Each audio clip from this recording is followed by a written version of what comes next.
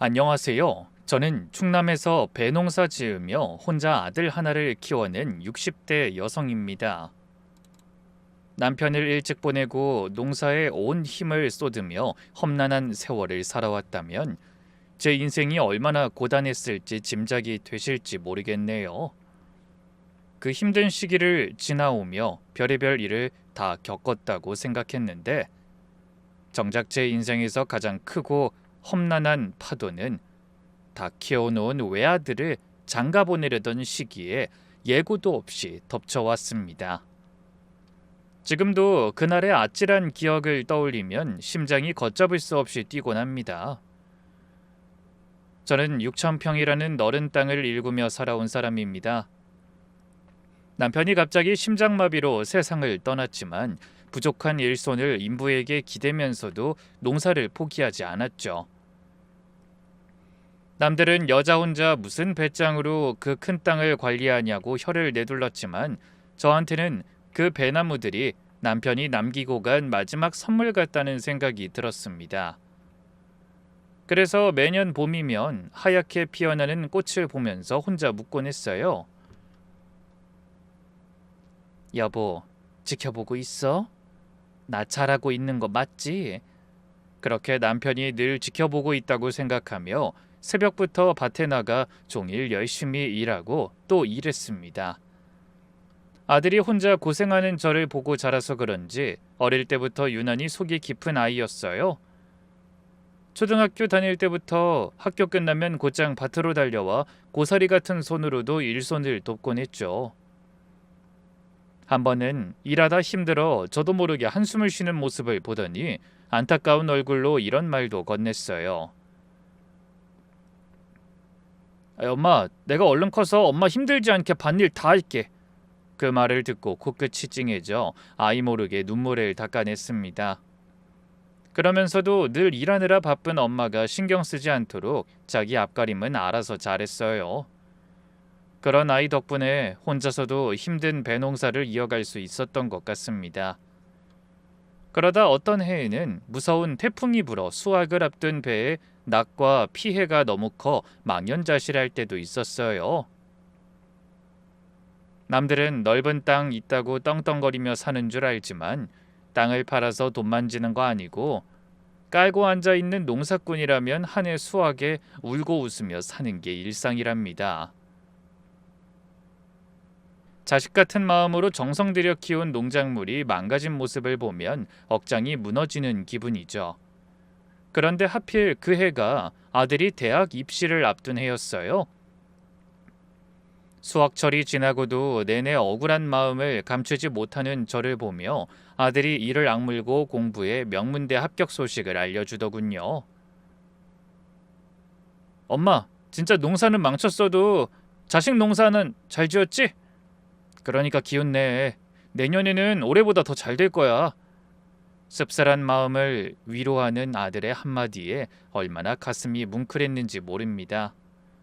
그 후로도 아들은 대학에 다니는 동안 줄곧 좋은 성적을 유지하더니 졸업하자마자 서울의 큰 회사에 취직해서 첫 월급으로 제 내복을 사왔더랬죠. 그날 감격해서 눈시울을 붉히는 저를 향해 아들이 웃으며 하던 말이 아직도 귓가에 생생합니다. 엄마, 이제 힘든 일은 내가 주말에 와서 할 테니까 혼자 다 하려 하지 말고 나한테도 좀 기대해. 알았지? 그런 아들이 30이 넘도록 연애 한 번 제대로 안 하고 회사 일과 배반 일만 도와주며 사는 모습을 보면서 저는 속으로 늘 걱정이 많았어요. 다른 집 자식들이 짝을 데려오거나 가정을 이뤄 놀러 오는 모습을 보면 우리 아들은 언제쯤 결혼하려나 조바심이 들었죠. 배꽃이 필 때면 저 혼자 밭에 나가 하늘을 보고 중얼거리던 게 한두 번이 아니었습니다. 여보, 저 녀석 짝은 언제 찾아주려는 거야? 나 기다리다 목 빠지겠어. 그러던 어느 날 아들한테서 전화가 왔는데 목소리부터가 평소와 다르게 느껴지더군요. 엄마, 나 좋은 사람 만났어. 저는 전화기를 든 손이 떨릴 만큼 깜짝 놀랐습니다. 그게 정말이야? 어떤 사람인데? 사실은 친구들이 추천해줘서 결혼정보회사에 가입했었거든? 거기서 만났는데 참 반듯한 사람이야. 부모님도 좋으신 분들이고. 나 이 사람이랑 결혼하기로 했어. 뭐? 결혼? 아이 그게 정말이야? 응. 처가가 유복한 편이라 그런지 사람이 사랑받고 자란 티가 나. 그래? 아이 뭐 하는 집인데? 아버진 대학 교수 출신이시고 어머니는 아직도 성악가로 활동하셔. 성악? 아이고 대단한 집안이네. 하긴 우리 아들도 좋은 대학 나와 대기업 다니는데 뭐. 부모가 농사나 지어서 그렇지 너도 꿀릴 건 없지? 그런 제 말에 아들이 피식 웃었습니다. 아니 누가 뭐래? 난 전혀 주눅들거나 그런 거 없어, 엄마. 우리가 어때서? 엄마 혼자 그 넓은 땅 관리하면서 날 잘 키웠잖아. 그만큼 열심히 산 사람이 어디 흔해? 걱정하지 말고 조금만 기다려. 요즘 회사 일이 바빠서 못 가는데 나 바쁜 것만 지나가면 바로 데려가서 인사시킬게. 전화를 끊고 나서 저는 한참을 식탁에 우두커니 앉아 있었습니다. 막상 그토록 기다리던 아들의 결혼 소식을 들으니 기쁨보다 먼저 눈물이 나더라고요. 남편이 살아있었다면 얼마나 좋아했을까 싶은 생각이 들었죠. 그런데 한편으로는 예비 사돈네가 너무 대단한 집일 것 같아 마음이 편치 않았어요. 가능하면 양쪽 집이 비슷한 환경인 게 좋은데 괜히 우리 아들이 처가 눈치 보면서 살게 되는 건 아니겠지? 그날 저는 밤 늦도록 잠을 이루지 못하고 뒤척이며 이런저런 생각에 빠졌습니다. 처음 꼬물거리던 아들을 품에 안았을 때부터 남편이 떠나고 나서 둘이 외롭게 살아가던 때, 군대에 가는 아들을 보며 눈물 짓던 때, 그 모든 순간이 마치 어제 일처럼 선명하게 떠오르더군요. 그렇게 제가 살아가는 이유나 다름없는 아들이 누구보다 행복한 결혼 생활을 이어가길 빌고 또 빌었습니다. 그러면서 아들을 위해 부모로서 제가 어떻게 해줘야 하는지도 심각하게 고민하게 됐어요. 결국 밤새 고민을 거듭한 저는 아침이 밝아올 때쯤 마음을 굳혔습니다. 그래, 내가 자식이 둘 있는 것도 아니고 딱 하나 있는 거 잘난 처가에 치이지 않도록 보란듯이 준비해서 장가 보내야지. 그런 마음이 간절했고 그러려면 목돈이 필요했습니다. 신혼집이며 예단이며 요즘 결혼에 돈이 얼마나 드는지 익히 들어 알고 있었거든요. 물론 뱁새가 황새 쫓아가려면 가랑이가 찢어질 만큼 힘들겠지만 어떻게든 하는 신용은 해서 보내고 싶은 마음이 굴뚝 같았어요. 예비사돈과 며느리 앞에서 아들이 기죽는 꼴은 절대 보고 싶지 않았으니까요. 하지만 제가 아들에게 그렇게 넉넉한 뒷바라지를 해줄 능력은 없었죠. 방법은 딱 하나뿐이었어요. 그래서 오랜 시간 알고 지내던 지인을 찾아가 그 결심을 털어놓고 상의했습니다. 순재야, 나 배밥 팔려고. 지인은 놀란 얼굴로 절 바라보며 물었어요. 아이 그걸 판다고? 그 땅이 어떤 땅인데? 언니가 혼자 된 뒤에도 차마 못 팔고 아끼고 아끼던 밭이잖아. 그런 땅을 왜 갑자기 팔아? 우리 아들이 결혼 생각이 들었나 봐. 신혼집도 마련해야 할 텐데 서울 집값이 그렇게 비싸다며? 그러니 부모가 나서서 도와줘야지. 뭐? 그래서 배밥 팔아서 아들 장가 보내겠다는 거야? 아서 요즘 세상에 누가 그렇게 자식한테 다 퍼줘? 사람들이 혼자 힘들어서 농사 못 짓는다고 말릴 때도 키를 쓰고 땅 못 판다고 버티던 사람이 언니잖아. 아니야. 이번엔 아들 결혼이 걸려 있잖아. 내가 자식이 둘 있는 것도 아니고. 좋은 회사 다니는 애를 뭘 그렇게 걱정해. 지가 결혼 준비는 다 해놨겠지. 아무리 좋은 회사라도 월급쟁이가 서울에 집 마련하기가 쉬워? 내가 그동안 왜 열심히 살았는데. 아들 하나 잘 사는 거 보고 싶어서 그런 거잖아. 아니 그럼 전세를 얻어주면 될 거 아니요. 누가 요즘 결혼하면서 바로 집장만 해? 다 그렇게 시작하지. 그렇긴 한데 아무래도 만나는 아가씨가 아주 부잣집 딸내미 같아. 그런 집에서 딸 새빵살이 시킨다면 좋아하겠어? 이왕 해주는 거 반쪽짜리 말고 확실하게 해주고 싶어서 그래. 지인은 한참 저를 바라보다 고개를 끄덕였습니다. 언니 마음 알겠네. 그래도 너무 서두르지 말고 큰돈 오가는 일이니 잘 알아보고 결정해. 그래서 온 거야. 읍내 부동산 시장 잘한다고 했지? 그 집에 전화 좀 걸어줘. 지인은 계속 저를 말리고 싶어하는 눈치였지만 전 이미 마음을 정한 뒤였습니다. 그래서 그 자리에서 바로 부동산에 전화를 걸어달라고 했죠. 사장님, 저 배반 내놓으려고요. 6,000평 전부요. 전화기 너머 부동산 사장님이 깜짝 놀라며 되물었습니다. 아니 어르신, 그 땅을 전부요? 요 몇 년 새 근처에 산업단지 들어온다는 얘기 나오면서 시세가 많이 오르고 있어요. 절반만 내놓으셔도 아드님 결혼 자금은 충분히 나올 텐데요. 그 정도면 서울에 꽤 괜찮은 아파트도 살 수 있어요. 아니요, 다 내놓을 거예요.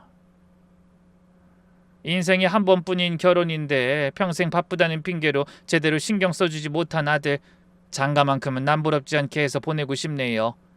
아주 위치 좋고 비싼 곳으로 사줄 거예요. 이야, 뭐 아드님 장가 가기를 엄청나게 기다리셨나 봐요. 근데 날은 잡은 거예요? 아직 그건 아니지만 신중한 우리 아들이 결혼 얘기 꺼낸 거 보면 분명히 오래 고민하고 결정했을 거예요. 그래서 상견례하고 날 잡으면 바로 신혼집 구해야 할 텐데 그때 땅 판다고 내놨다가 안 팔리거나 급하게 파느라 헐값에 넘기는 건 싫거든요. 아예 미리 정리해 놓는 게 마음 편할 것 같아요. 네, 뭐 그렇긴 하죠. 아무래도 급하게 거래하려면 제값 받긴 힘들 수도 있으니. 그날 오후 저는 남편 산소에 찾아가 잡초를 뽑으며 오랜만에 소리내어 말을 걸었습니다. 여보, 우리 아들 장가 간대. 그래서 나 배밥 팔기로 했어. 당신이 평생 일군 땅인데 내 마음대로 결정해서 미안해.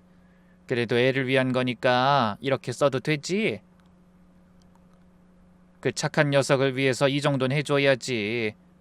그리고 솔직히 이제 나도 나이 드니 여기저기 안 아픈 곳이 없고 자꾸 꾀가 나. 그래서 애 장가 보내고 남은 돈으로 늙음하게서 그냥 편하게 살아보고 싶다는 마음이 드네. 우리 편안하게 잘 사는 거 당신도 보고 싶지? 그때 바람이 스쳐 지나가며 잘했다고 대답하는 것 같아 괜히 눈물이 핑 돌았어요. 며칠 뒤 부동산 사장님한테 연락이 왔습니다. 마침 그 일대를 찾던 매수인이 있다며 시세보다 좋은 값에 계약할 수 있다고 했습니다. 계약서에 도장을 찍던 날 손이 어찌나 떨리던지 2번이나 다시 눌러 찍어야 했어요. 부동산 사장님이 웃으며 이런 말을 하더군요. 아이 어르신, 이 돈이면 아드님 신혼집 아주 좋은 곳에 마련하고도 남겠어요. 아이 부럽습니다. 이런 능력 있는 어머니를 두다니. 전 그저 웃음으로 답했지만 마음 한구석은 구멍이 뚫린 듯 허전했습니다. 30년 넘게 남편과 그리고 저 혼자서 아침 저녁으로 드나들던 밭이 남의 손에 넘어가는 거니까요. 배꽃 향기 맡으며 일하던 세월도 이렇게 끝나는구나. 그런 생각이 드니 남이 시켜서 그런 것도 아닌데 괜히 울컥해서 큰돈이 든 통장을 손에 쥐고도 쉽게 잠이 오지 않았습니다. 계약금이 들어온 다음 날 통장을 들고 은행에 간 저를 보며 창구 직원이 눈을 동그랗게 뜨더군요. 어르신, 이 정도 금액이면 정기 예금으로 나눠 관리하시는 게 나을 텐데요. 상담 받아보시겠어요? 아니요, 이번엔 그냥 두세요. 곧 쓸 돈이라서요. 우리 아들 장가 보내는데 쓸 거예요. 직원은 고개를 끄덕이며 부러운 눈으로 저를 바라봤습니다. 저는 그 시선이 싫지 않았어요. 평생 볕에 그을리고 땀 흘리며 살아온 시골 안악이 남 앞에서 그렇게 당당하게 어깨를 펴본 적은 처음이었거든요. 그리고 은행을 나온 저는 시내에 나가 몇 년 만에 처음으로 제 손으로 옷을 사 입었습니다. 항상 밭일하기 편한 옷만 걸치던 저였는데 뒤늦게라도 아들을 위해서 남보기에 부끄럽지 않은 어미가 되고 싶더라고요. 옷가게 주인이 옷을 이것저것 골라주며 물었습니다. 특별한 날 입으실 건가 봐요. 네, 아들이 장가를 가게 됐거든요. 이제 며느리 될 아이도 만나야 하고 상견례도 있을 테니 그날 곱게 차려입고 싶어서요. 그랬더니 주인은 환하게 웃으며 축하한다고 인사를 건네고 열심히 저한테 어울리는 옷을 골라주려고 애썼습니다. 그렇게 열심히 아들의 결혼을 준비하며 웃음 짓는 것만으로도 지난 세월의 고단함이 다 씻겨내려가는 듯 즐거웠어요. 집으로 돌아오는 버스 안에서 창밖을 보며 혼자 이런저런 상상을 하기도 했습니다.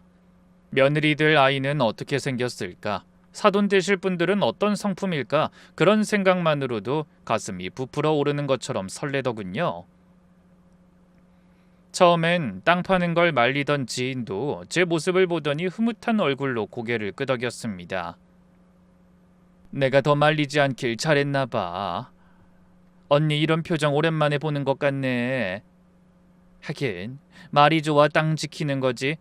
우리 나이에 배농사가 어디 쉬워? 아무리 사람을 쓴다고 해도 주인이 아예 신경 안 쓸 수도 없고 공짜로 되는 일은 없잖아. 에이 잘 됐어. 그동안 고생 많이 했으니 즐길 자격 충분해. 이제 편하게 쓰고 살아. 그러게 말이야. 내가 요즘처럼 살맛 나는 적이 없었던 것 같다니까. 그렇게 설렘으로 가득 찬 하루하루가 지나갔습니다. 저는 밤마다 아들이 어릴 적 입던 옷가지를 꺼내보며 흐뭇한 미소를 지었어요. 요 자그마하던 녀석이 벌써 장가를 가는구나. 그런 생각을 하면 또 가슴이 벅찼습니다. 남편 없이 보낸 그 숱한 밤들, 혼자 감당해야 했던 농사일과 가장의 무게가 그 순간의 행복을 위한 밑거름이 되었다고 생각하니 조금도 억울하지 않고 오히려 뿌듯하다는 생각이 들었어요.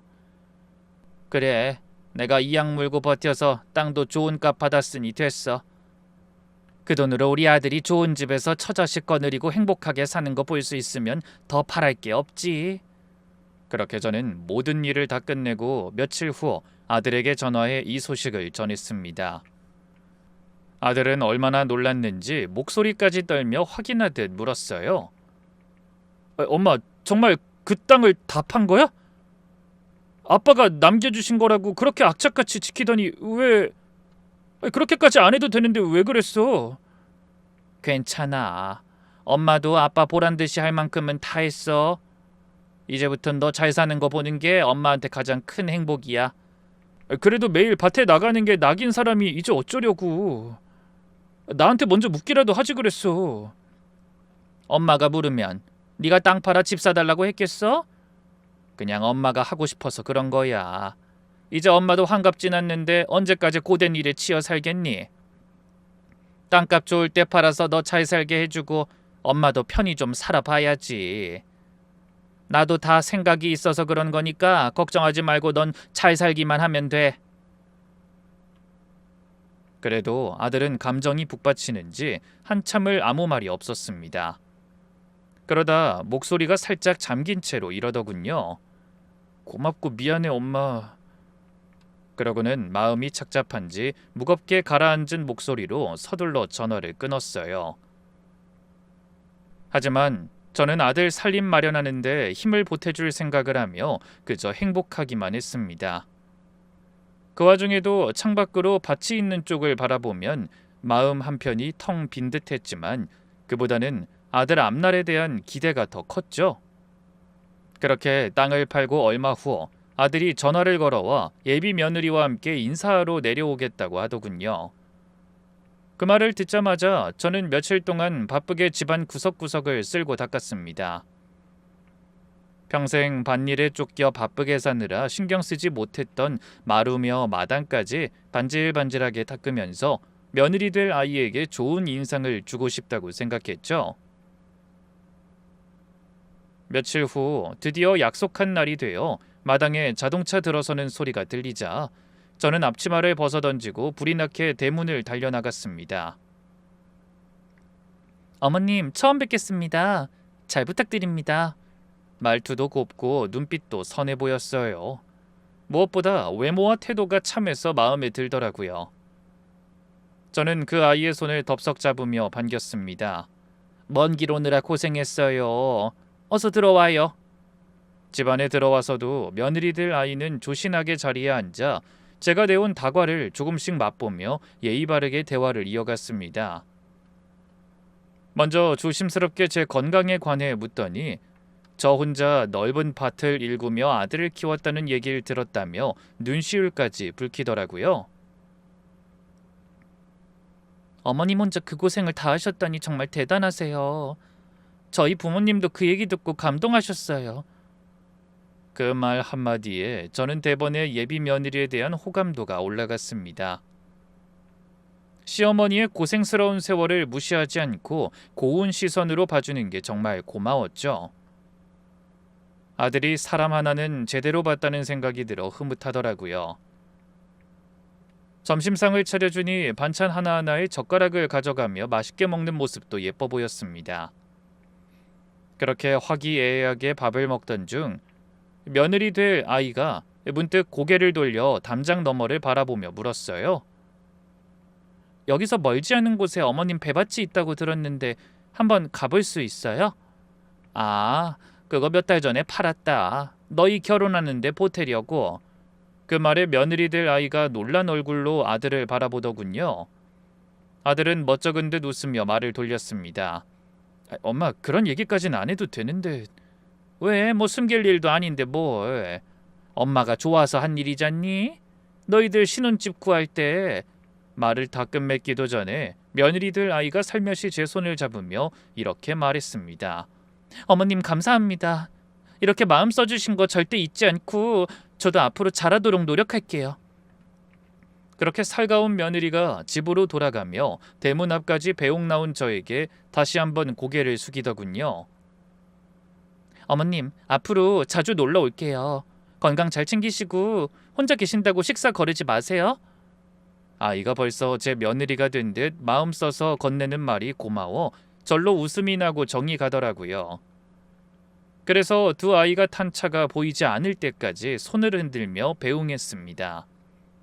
그리고 흐뭇한 마음으로 며칠을 보내고 나니 아들한테서 상견례 날짜가 잡혔다는 연락이 왔어요. 엄마, 그 다음 달 15일로 상견례 날짜 잡았어. 서울 강남 한정식집으로 예약했으니까 그날 일정 비워둬요. 내가 아침 일찍 모시러 갈게. 아이, 데리러 오긴 알아서 올라가면 되는데 쓸데없이 고생하지 마. 그래도 아들은 기어코 오겠다고 하고 전화를 끊었습니다. 그날부터 저는 매일 밤 잠자리에 누워 상견례 자리의 풍경을 그려보곤 했어요. 사돈 어른들과 마주 앉아 웃으며 덕담을 나누고 며느리들 아이 손을 잡고 앞으로 잘 지내자고 말하는 모습을 상상하는 것만으로도 가슴이 벅찼죠. 그러면서도 행여 실수라도 할까봐 슬쩍 걱정이 되어 잠 못 이루는 며칠을 보냈습니다. 그렇게 설렘 반 긴장 반으로 하루하루를 보내며 무슨 옷을 입을지, 손에는 어떤 가방을 들지 사소한 것 하나까지 신경이 쓰였어요. 그런데 상견례를 사흘 앞둔 어느 날 저녁, 아들한테 다시 전화가 걸려왔습니다. 반가운 마음에 얼른 받았는데 목소리가 평소와는 사뭇 달랐어요. 엄마, 나 할 얘기가 있어. 그래, 뭔데? 무슨 일 있어? 상견례 엄만 오지 마요. 순간 저는 제 귀를 의심했습니다. 뭐? 그게 무슨 소리야? 상견례 엄마가 안 가면 누가 가? 엄마, 결혼은 나 알아서 할게. 엄만 그냥 집에 있어. 생각지 못한 아들의 말에 저도 모르게 목소리가 올라갔어요. 얘가 지금 무슨 소리라는 거야? 엄마가 그날을 얼마나 기다렸는데 갑자기 오지 말라니. 이게 대체 무슨 경우야? 그냥 이번만은 내 뜻대로 하고 싶어서 그래요. 미안해, 엄마. 갑자기 제대로 이유도 말 안 해주고 오지 말라니. 엄마가 그걸 어떻게 이해하니? 혹시 그 집에서 뭐라고 하기라도 했어? 그런 거 아니야. 그냥 굳이 엄마까지 오지 않으셔도 될 것 같아서 그래. 아들이 결혼하는데 어미들어 상견례 오지 말라니. 길을 막고 물어봐라. 그게 말이나 되는 소린가? 이게 도대체 무슨... 저는 목이 메어 끝까지 말을 잇지 못했습니다. 하지만 제가 아무리 놀라움과 서러움으로 어쩔 줄 몰라 해도 아들은 마음을 돌리지 않았어요. 엄마 서운한 건 알겠는데 아무리 생각해도 그게 나을 것 같아. 그깟 상견례 뭐 그렇게 대단한 것도 아니고 다른 사람도 아니고 네가 어떻게 그런 말을 하니? 엄마한테 이 결혼이 무슨 의미인지 몰라서 그래? 얼마나 기다렸는데. 하지만 아들은 말이 길어질 것 같은 생각이 드는지 제대로 대답도 하지 않고 서둘러 전화를 끊어버렸습니다. 저는 끊긴 전화기를 손에 쥔 채 한참을 멍하니 앉아 있었어요. 심장이 벌렁거리고 손끝이 떨려오더라고요. 30 넘도록 아들이 저를 그렇게까지 매몰차게 밀어낸 적은 단 한 번도 없었는데 충격이 이만저만이 아니었어요. 얼마 전 만난 그 곱던 예비 며느리의 얼굴을 떠올리다 혹시 그 사이 무슨 일이 생긴 건 아닌가 싶어 가슴이 철렁 내려앉기도 했습니다. 혹시 얘들이 싸우기라도 한 건가? 상견례에 오지 말라는 게 아니라 아예 상견례가 엎어진 거 아니야? 아들은 어릴 적 넘어져 무릎이 까졌을 때도 첫 사회생활에 지쳐 힘들었을 때도 저한테 속내를 털어놓지 않고 애써 숨기려 하던 아이였어요. 혼자 힘들게 자기 하나 바라보며 사는 저에게 속상한 일 만들어주기 싫어서 그런 거죠. 그러니 결혼을 앞두고도 무슨 일인가 생겼는데 저한테 숨기는 건 아닌가 싶은 걱정이 앞서더라고요. 그날 밤 저는 당연히 한숨도 못 잤습니다.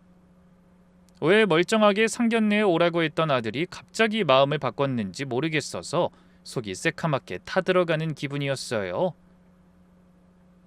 혹시 예비사돈 댁에서 농사짓는 저를 마음에 안 들어하는 건 아닐까? 아니면 앞에서는 웃던 예비 며느리가 뒤에서는 제가 무식한 시골 여편네라 가족이 되기 싫다고 한 건 아닐까? 그것도 아니면 다른 사람이 아닌 아들이 저를 창피하게 생각하는 건 아닐까? 별의별 생각이 다 들었죠. 자정이 넘도록 뒤척이다 결국 자리에서 일어나 앉아 아들이 갓난아기였을 때부터 지금까지의 모습을 하나하나 떠올려 봤습니다. 태어나던 날, 첫걸음을 떼던 날, 처음 학교에 보내던 날의 기억이 한꺼번에 밀려와 가슴이 찢어지는 것 같았어요. 그 어린 것이 언제 커서 저한테 오지 말라는 말까지 하게 됐나 싶어 서러움이 북받쳤습니다. 예비 며느리가 인사오던 날 환하게 웃던 얼굴을 다시 떠올려봐도 도무지 그 상황이 믿기지 않았어요. 사돈댁 전화번호라도 알았다면 슬쩍 연락해서 묻고 싶은 마음까지 들더라고요. 눈을 감아도 잠은 오지 않고 그저 아들의 마지막 목소리만 자꾸 귓가에 맴돌았어요. 그 뒤로 상견례 날짜가 하루하루 다가오는데 아들은 며칠째 전화 한 통이 없었습니다. 예전 같으면 하루에도 몇 번씩 안부를 묻던 아들인데 그렇게 연락이 끊긴 것도 처음 있는 일이었죠. 저는 몇 번이나 전화를 걸려다가도 혹시 아들한테 더 독한 말을 듣고 마음 상하게 될까봐 겁이 나서 망설였어요. 전화기를 들었다 내려놓길 반복하며 이러다 아들과의 사이가 영영 서먹해지는 건 아닐까 하는 두려움까지 들더군요. 그렇게 답답한 마음으로 시간을 보내다 상견례를 이틀 앞둔 어느 날 저는 결국 참지 못하고 아들한테 전화를 걸었습니다. 신호가 몇 번 울리자 전화를 받았는데 목소리가 몹시 지쳐 있었어요. 응, 엄마, 무슨 일 있어? 아니, 그냥 저기 정말 엄마가 상견례 자리에 가면 안 되는 거야? 도대체 왜 그러는 건지 모르겠어서 답답하다. 혹시 그 집에서 보잘것없는 사돈이랑 밥 먹기 싫다는 거니? 엄마, 그냥 상견례 같은 거 신경 쓰지 마. 그거 별거 아니라고 했잖아. 아, 왜 별게 아니야? 내가 자식이 둘 있는 것도 아니고 네 결혼에 얼마나 기대가 많았는지 몰라? 오죽하면 배밭까지. 나 지금 바빠서 오래 통화하기 힘들어. 엄마, 나중에 통화해. 역시 그날도 아들은 제대로 이유를 말해주지도 않고 말을 돌리며 전화를 끊었습니다. 저는 또 눈물을 한 바가지 흘리며 아들의 결혼을 위해 준비해둔 통장을 꺼내봤어요. 내가 얼마나 기대가 많았는데 다른 사람도 아니고 어떻게 내 아들이 이럴 수가 있지? 상견례도 자기 혼자 하고 결혼도 마음대로 하겠다고 나오다니. 세상 자식들이 다 무식한 부모 창피해도 내 자식은 그러지 않을 줄 알았는데. 그 넓은 배밭을 혼자 관리하며 힘들게 아이를 키울 때도 그렇게 막막한 적은 없었어요.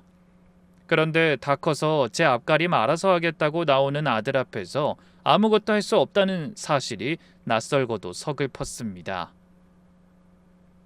상견례를 앞두고 곱게 입으려 마련해둔 옷도 옷장 안에 그대로 걸려 있었는데 그 옷을 꺼낼 이유조차 없어졌다는 사실이 기막혔어요.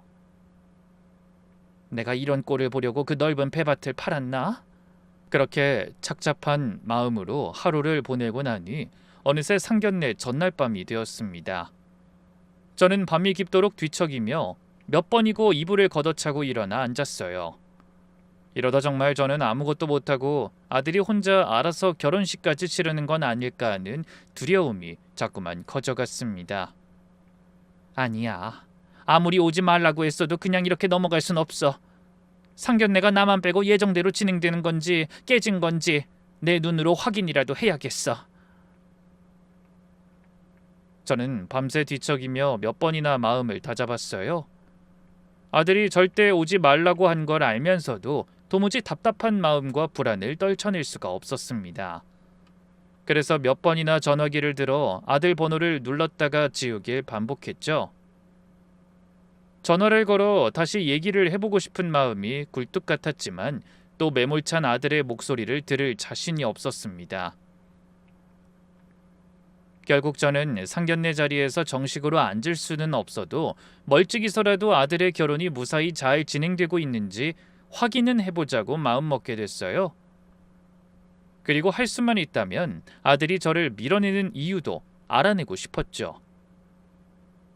예비사돈 댁에서 오지 못하게 한 건지 아니면 아들이 자발적으로 저를 따돌리는 건지 그게 저한텐 너무나 중요했거든요.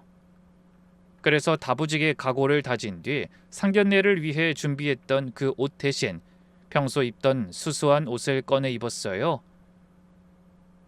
혹시라도 아들 눈에 띄면 안 되니까 얼굴을 가릴 겸 모자까지 눌러쓰고 집을 나섰죠.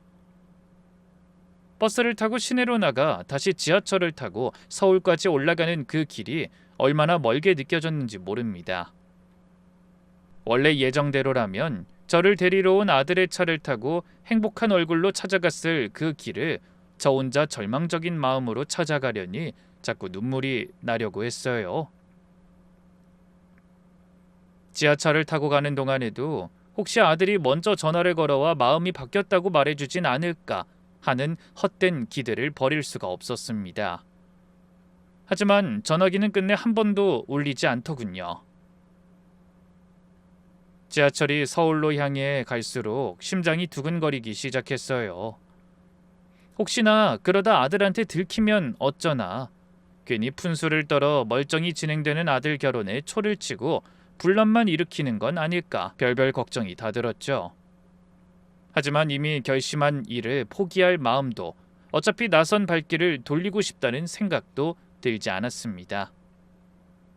그렇게 한참을 고민하다 보니 어느새 아들이 말했던 한정식 집 근처에 도착하게 됐어요.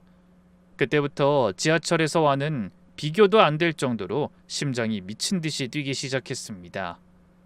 혹시 아들이나 예비 며느리와 마주치기라도 할까봐 불안한 마음에 한정식 집이 있는 건물 반대편 골목을 서성였어요. 골목 어귀에 서서 시계를 몇 번이나 들여다봤는지 모릅니다. 약속된 시간이 다가올수록 심장이 조여드는 것 같더라고요. 그래도 거기까지 간 마당에 아무것도 확인하지 않고 그냥 돌아설 순 없었습니다. 그래서 마음을 굳게 먹고 조심스럽게 한정식 집 안으로 들어서자 곱게 꾸며진 로비가 한눈에 들어왔어요. 원래대로라면 저도 그곳에서 사돈들과 마주 앉아 웃으며 인사를 나누게 됐을 텐데 직접 현장에 가보니 아들에게 외면당한 제 처지가 더욱 실감나더라고요. 그래도 애써 서러움을 참아내며 안내판을 살펴 아들이 예약했다던 방 이름을 찾아냈습니다. 복도는 조용하고 다른 손님들이 지나가는 게 드문드문 보였어요. 저는 행여 아들과 마주칠까봐 벽에 붙어 조심스럽게 주위를 살폈습니다. 다행히 그 집은 방마다 작은 창이 따로 나 있는 구조여서 그 창을 통해 안을 슬쩍 들여다볼 수 있겠더라고요. 저는 숨을 죽인 채 창가로 다가가 안쪽을 살폈습니다. 그때 창문을 통해 확인한 아들 얼굴은 전에 없이 지치고 핏기 하나 없는 창백한 얼굴이었어요. 아니, 얼굴이 왜 저렇게 엉망이지? 저런 다 죽어가는 얼굴로 상견례를 한다고? 그런데 의아한 건 아들의 모습만이 아니었어요. 방 안 풍경 역시 제가 상상했던 것과는 너무나 달랐습니다. 사돈들이나 예비 며느린 보이지 않고 아들 혼자 낯선 남자 2명과 마주하고 앉아 있었거든요. 두 사람 모두 표정이 무척 딱딱하고 아들 얼굴에도 웃음기라곤 전혀 찾아볼 수가 없는 모습이었죠.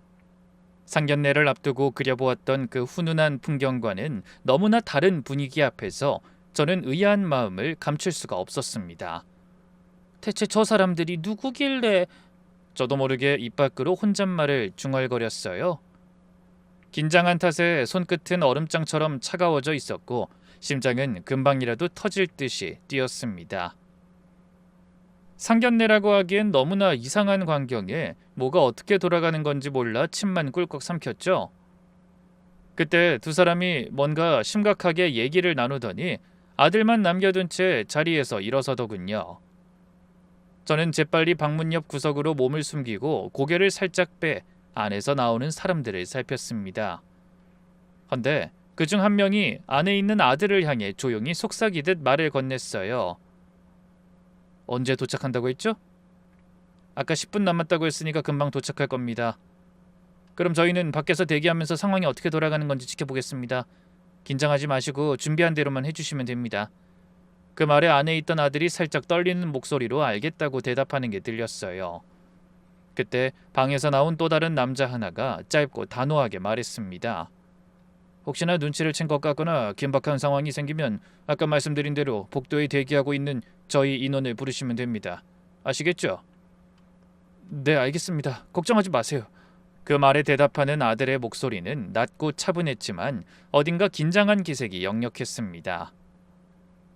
세 사람 사이에 오가는 대화를 들으며 저는 점점 더 알 수 없는 두려움에 사로잡혔어요. 멀쩡히 상견례를 앞두고 있을 줄 알았던 아들이 왜 어두운 얼굴로 낯선 남자들과 수수께끼 같은 대화를 나누는지 도무지 짐작이 가지 않았습니다. 혹시나 예비 며느리한테 무슨 안 좋은 일이 생긴 건 아닌지 걱정이 되더군요.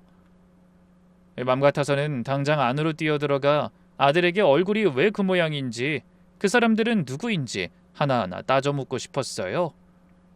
하지만 자칫 잘못 나섰다가 저도 모르는 사이에 뭔가를 그르칠지도 모른다는 생각이 들어 망설여졌죠. 그런데 그 순간 복도 쪽에서 웅성거리는 소리가 들리더니 낯익은 젊은 여자가 웃으며 걸어오는 게 보였습니다. 바로 저를 향해 다정하게 웃어주던 예비 며느리였죠. 그리고 그 곁으로는 한눈에 봐도 고급스러운 옷을 걸친 제 또래 남녀가 함께 걸어오고 있었어요. 분명 예비 며느리의 부모님들이 틀림없었습니다. 저는 혹시라도 들킬까봐 더욱 조심스럽게 몸을 숨겼고 두 사람이 나간 방에서 혼자 대기하고 있던 아들이 밖으로 나와 예비 사돈들을 향해 고개 숙이는 게 보이더군요. 잠시 후 인사를 나눈 세 사람은 아들의 안내를 받으며 방으로 들어가 문을 닫았어요. 저는 고개를 갸웃거리며 인상을 썼어요. 뭔가 찜찜한 기분을 지울 수가 없었거든요. 저대로 그냥 상견례가 진행되는 건가? 그럼 아까 그 남자들은 도대체 누구지?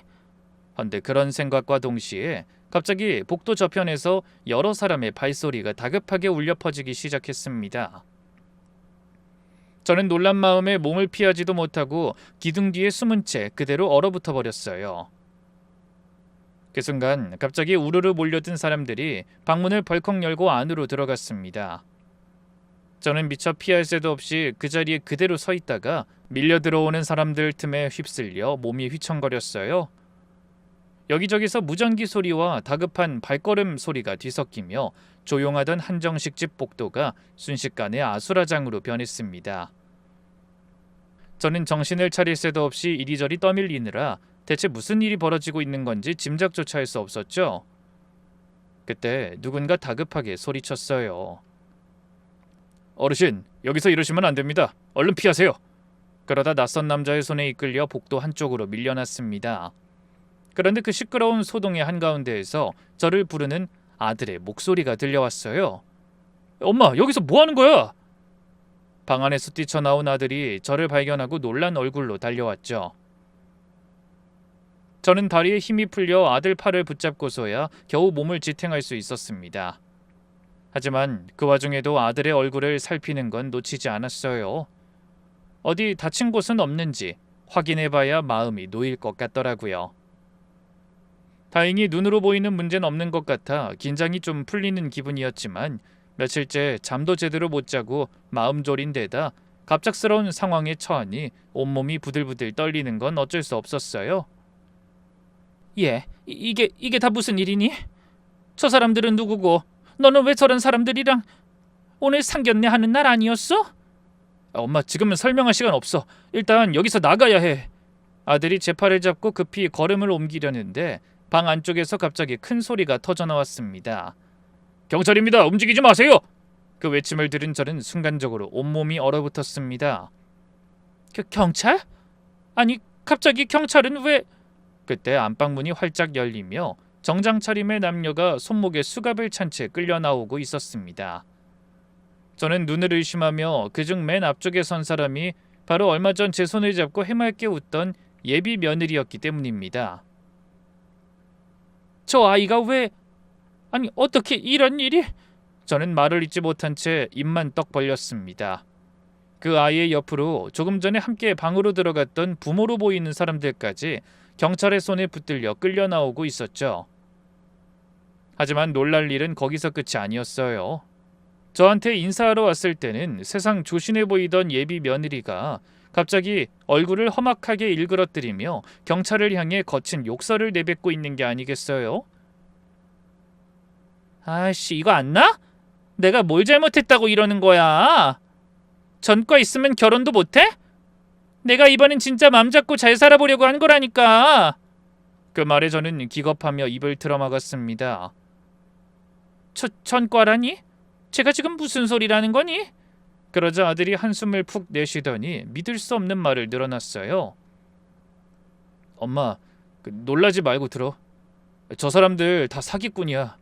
진짜 가족도 아니고 처음부터 나한테 돈 노리고 짜고 접근한 거였어. 아들은 감정을 최대한 억누르며 또박또박 말했지만 저는 도무지 그 말이 이해되지 않았어요. 뭐? 아니, 사기꾼이라니 그게 무슨 소리야? 그럼 네가 사기 결혼을 당할 뻔했다는 거야? 말도 안 돼. 미안해 엄마, 많이 놀랐지. 그래서 엄마한텐 이런 거 알리지 않고 조용히 해결하고 싶었는데. 그럼 그게 다 사실이란 말이야? 도대체 넌 언제부터 알고 있었는데? 사실 얼마 전부터 이상한 낌새를 느꼈어. 결혼 얘기가 나온 뒤로 자꾸 재산 얘기며 통장 얘기를 캐묻는 게 수상하더라고. 저는 처음 듣는 얘기에 놀라서 다리가 후들거리고 숨이 막히는 기분이었어요. 아들은 주저앉으려는 저를 얼른 복도 옆에 마련된 의자까지 데려와 앉히더군요. 그리고 직원에게 부탁해 물을 한 잔 받아와 건넨 뒤 계속해서 놀라운 말을 털어놨습니다. 처음엔 내가 예민한 것 같아서 그냥 넘어갈까도 생각했어. 근데 자꾸 결혼 준비를 핑계로 이런저런 명목의 돈 얘기를 꺼내는데 그게 하나둘 쌓이니까 도저히 그냥 넘어갈 수가 없는 거야. 그러다가 결정적으로 한강 보이는 아파트를 사고 싶다면서 정작 계약하러 갈 때는 내가 못 가게 요리조리 눈치 보며 핑계를 대더라고. 뭐야? 그럼 걔가 일부러 그랬다는 거야? 아들은 참담한 표정으로 고개를 끄덕였어요. 나도 처음엔 믿기지 않았어. 근데 회사 동료가 자기 친구도 비슷한 수법에 사기당한 적이 있다고 절대 돈 송금해주면 안 된다는 거야. 그 얘기 듣고 나서 뭔가 이상하다 싶어서 경찰에 신고하고 조사를 부탁했어. 요구하는 액수도 엄마 만나서 배밥 팔았다는 얘기 듣고부터 눈에 띄게 올라가더라고. 저런 앙큼한 게. 그럼 상견례 오지 말라고 한 것도 다 이것 때문이었어? 응. 엄마 다치게 하고 싶지 않아서 끝까지 모르게 하고 싶었어. 그냥 결혼 준비하다 성격 차이 느끼고 헤어졌다고 둘러대려고. 그 말에 저는 그동안 쌓여온 서러움과 갑작스럽게 겪은 일에 대한 놀라움이 한꺼번에 겹쳐 참고 참았던 눈물을 터뜨리고 말았습니다. 며칠 밤을 뜬 눈으로 지새운 듯 초췌한 아들의 지친 얼굴이 그제야 이해됐죠. 이 녀석아, 그래도 엄마한테 미리 언질이라도 줬어야지. 엄마가 얼마나 마음 졸이며 여기까지 왔는지 알아? 미안해 엄마. 솔직히 나도 어떻게 해야 할지 모르겠어서 깊은 생각을 할 수가 없었어. 저 인간들이 계속 이름이나 직업을 바꾸고 잠적을 밥 먹듯이 하는 조직이라 어설프게 접근하면 안 될 것 같더라고. 그래서 오늘 예정대로 상견례를 하는 척 이쪽으로 유인해서 현장을 덮친 거야. 세상에, 이게 다 무슨 일이라니? 엄마가 서운해할 것 같긴 했지만 이런 문제의 현장에 차마 부를 수가 없었어. 차라리 그냥 서운한 게 낫겠다 싶더라고. 미안해 정말. 아들의 목소리가 떨리며 눈시울이 붉어지는 게 보였습니다. 저는 그 얼굴을 보며 그동안 쌓였던 서운함이 눈 녹듯이 사그라드는 걸 느꼈죠. 그리고 지난 며칠간 통화하며 느꼈던 아들의 딱딱하고 초조한 목소리와 며칠씩 연락 한 통 없던 그 이유가 다 이해됐어요. 그러면서 그동안 혼자 애태우며 경찰과 손발을 맞춰왔을 아들 모습에 눈앞이 그려져 더욱 가슴이 아팠습니다. 게다가 결혼을 무심하던 아들이 겨우 마음을 연 여자가 그런 망할 사기꾼이었다는 사실에 억장이 무너져 내리는 것 같았죠. 저는 그제야 조금 전 본 그 상황과 대화가 무엇이었는지 어렴풋이 이해가 갔습니다. 그럼 그 사람들이랑 나눈 얘기가 사기꾼들 잡으려고 준비하던 거였어? 아들이 말없이 고개를 끄덕이자 저도 모르게 안도의 한숨이 터져나왔어요. 만약 예비 며느리한테 눈이 먼 아들이 사기라는 걸 눈치채지 못했다면 제가 길을 쓰고 지켜온 땅을 팔아 마련한 돈을 몽땅 그 사기꾼들에게 털렸을지도 모를 일이었으니까요. 그 생각이 들자 등골이 서늘해지고 현기증까지 느껴지더라고요. 그러면서 얼마 전 함께 밥을 먹으며 다정하게 웃던 예비 며느리, 아니 사기꾼의 얼굴이 떠올라 소름이 끼쳤어요. 밝게 웃던 그 얼굴 뒤에 그런 무서운 속내와 계산이 숨어 있었다는 게 여전히 실감나지 않았습니다. 그 와중에도 주변은 여전히 소란스러웠어요. 사기꾼 일당을 전부 끌어낸 형사가 아들에게 다가와 상황을 정리하듯 말을 건넸죠. 협조 감사합니다. 덕분에 검거가 수월했습니다. 저 인간들 아주 악질적인 조직입니다. 피해액만 수십억은 될 텐데 신분을 자유자재로 속여가며 접근하는 통에 잡기가 어려웠거든요. 저는 정신을 차리려 노력하며 그런 형사에게 물었어요. 저기, 저 사람들 이번이 처음이 아닌 거예요? 제 조심스러운 물음에 형사가 고개를 끄덕이며 대답했습니다. 네, 벌써 여러 지역에서 비슷한 수법으로 피해를 많이 입혀 이미 수백 명단에 올라와 있던 인간들이에요. 다들 시골에서 농사나 사업으로 목돈을 마련하신 부모님이 계신 집만 골라서 접근한 것 같더라고요. 저런 식으로 결혼을 빌미로 큰 돈을 뜯어낸 다음에 말없이 잠적해버리거나 예비 남편이나 시댁이 파혼의 원인을 제공한 것처럼 꾸며서 오히려 위자료를 더 뜯어내기도 했어요. 그 말을 들으니 어이가 없어 헛웃음이 다 나왔습니다. 저처럼 자식 하나 잘 되라고 평생 모은 돈을 내놨다가 사기당한 부모들이 많다는 말에 너무나 가슴이 아프더군요. 그런 피해자들이 전 재산이나 다름없는 돈을 날리고 얼마나 절망했을지 떠올리니 악독한 사기꾼들에게 더욱 증오심이 끌어올랐습니다. 일단 상황이 정리되자 여유가 생겼는지 형사가 살짝 미소까지 지으며 말했어요. 일단 오늘 검거는 마쳤지만 수사 과정에서 참고인 자격으로 한 번 더 협조를 부탁드릴 수 있을 것 같습니다. 그때 다시 연락드리죠. 오늘 고생 많으셨습니다. 아들도 그런 형사에게 꾸벅 고개를 숙이며 인사를 건넨 뒤 착잡한 얼굴로 허공을 향해 한숨을 내셨습니다.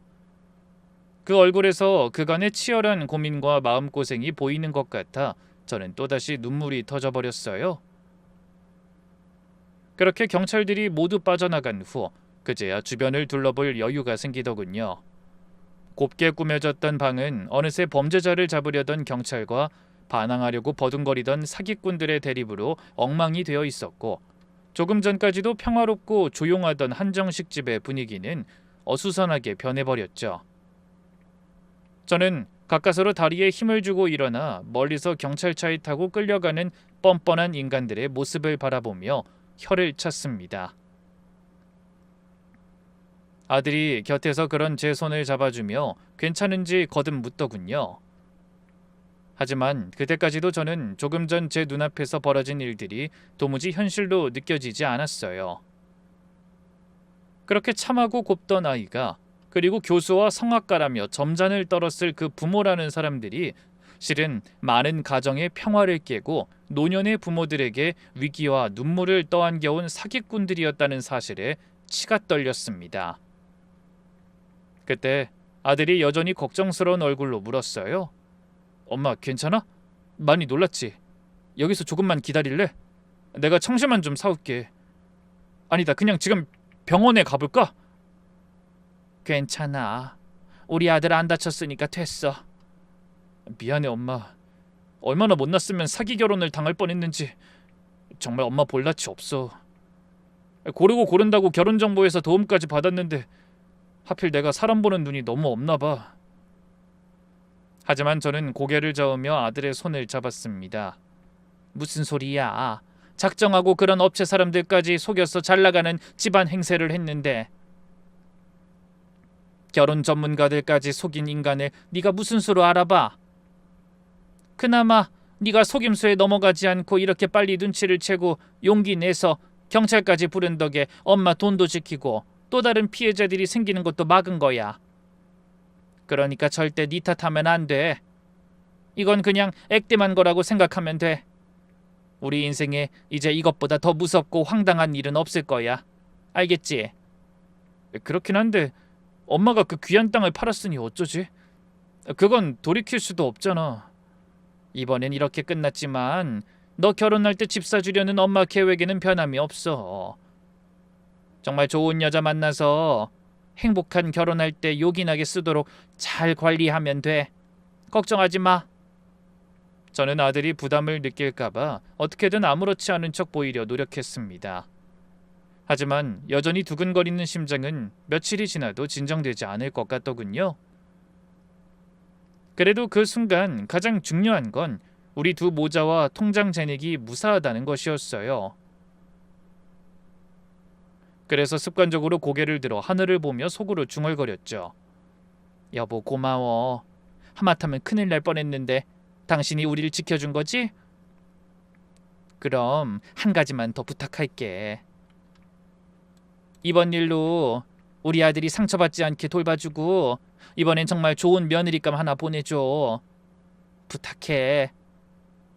그런 난리를 겪고 한정식 집을 나설 무렵에는 이미 해가 뉘엿뉘엿 저물고 있었습니다. 아들 차에 올라 안전벨트를 매는데 손끝이 아직도 가늘게 떨리더군요.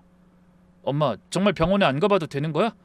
외아들이라는 게 변변치 못해서 미안해. 내가 사람만 제대로 봤어도 그런 인간들이랑 엮일 일도, 엄마가 상처받고 여기까지 올라올 일도 없었을 텐데. 아니야, 엄마가 미안해.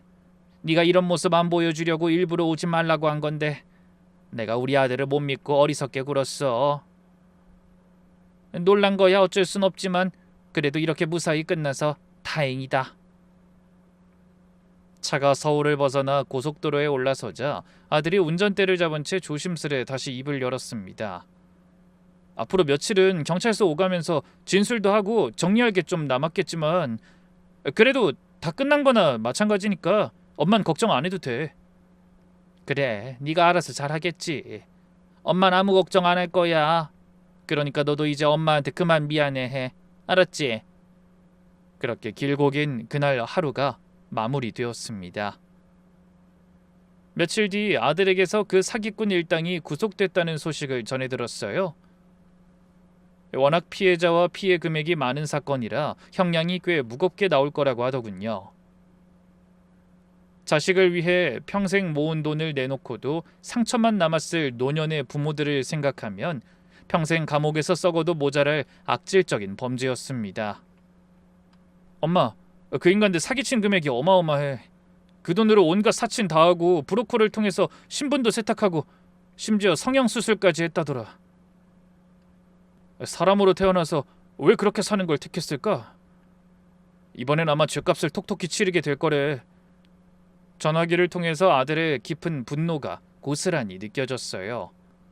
저도 이를 갈며 그런 아들의 말에 공감했습니다. 당연히 그래야지.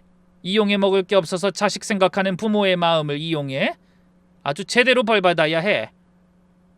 그 소식을 듣고서야 저는 비로소 제대로 발 뻗고 잠들 수 있었습니다. 하지만 그날 이후로 낯선 사람들의 접근이나 갑작스러운 호의에는 의심부터 하는 버릇이 생겼어요.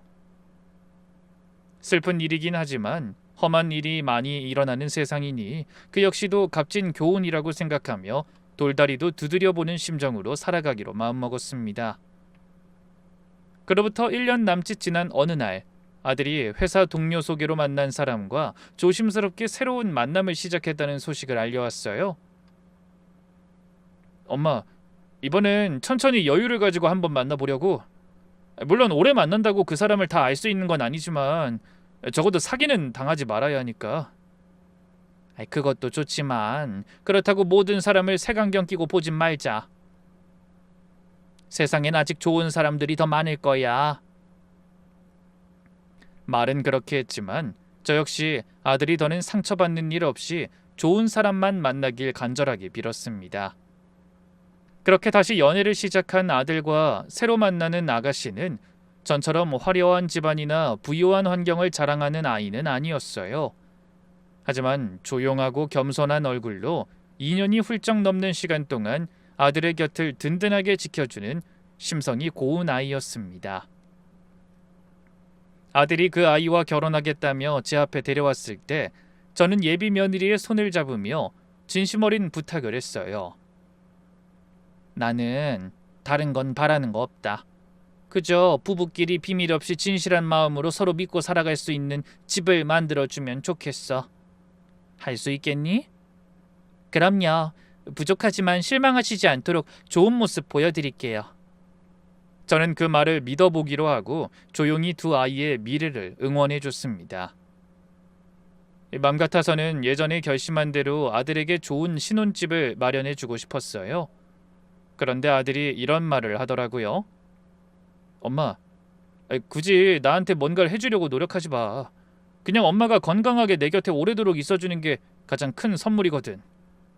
그러니까 그 돈으로 무리해서 큰 집 사줄 생각하지 말고 엄마 노후 책임질 수 있는 방법을 생각해보면 좋겠어. 그래서 저는 그런 아들의 말을 존중하며 시내에 작은 건물을 마련했어요. 그리고 월세를 받으며 그 어느 때보다 편안한 노후를 보내고 있답니다. 얼마 전까지만 해도 저는 아들에게 어떻게든 물질적인 도움을 주고 싶어 안달했어요. 하지만 아들이 진짜 저에게 바라는 건 제가 건강하고 행복한 노년을 보내며 오래도록 곁에 있어주는 거라는 걸 깨달았죠. 그러니 이 사연을 함께 하신 여러분도 부디 자신을 아끼고 돌보기 위해 노력하는 하루하루를 보내시길 바라며 저는 이만 인사드리겠습니다. 긴 사연에 함께 해주셔서 진심으로 감사드립니다.